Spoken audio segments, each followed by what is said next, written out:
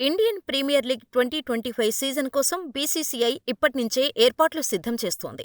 ఇప్పటికే పలుమార్లు ఐపీఎల్ ఫ్రాంచైజీలతో సమావేశాలు నిర్వహించింది.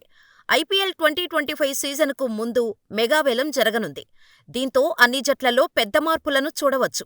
ఈ క్రమంలో ఐసీసీ టీ20 ప్రపంచకప్ 2024లో భారత్ విజయం సాధించటంలో కీలక పాత్ర పోషించిన రాహుల్ ద్రవిడ్ ఐపీఎల్ 2025లో రాజస్థాన్ రాయల్స్ ప్రధాన కోచ్గా బాధ్యతలు చేపట్టనున్నారు. ద్రవిడ్ భారత జట్టు ప్రధాన కోచ్గా ఉన్న సమయంలో అనేక అద్భుత విజయాలు సాధించింది.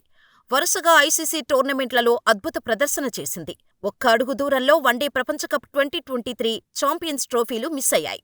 కానీ టీ20 ప్రపంచకప్ 2024 ముగిసిన తర్వాత కెరీర్లో స్వల్ప విరామంలో ఉన్న రాహుల్ ద్రవిడ్ రాజస్థాన్ జట్టు చేరికపై ఇప్పటికే కాంట్రాక్టు సైన్ చేశారని సమాచారం.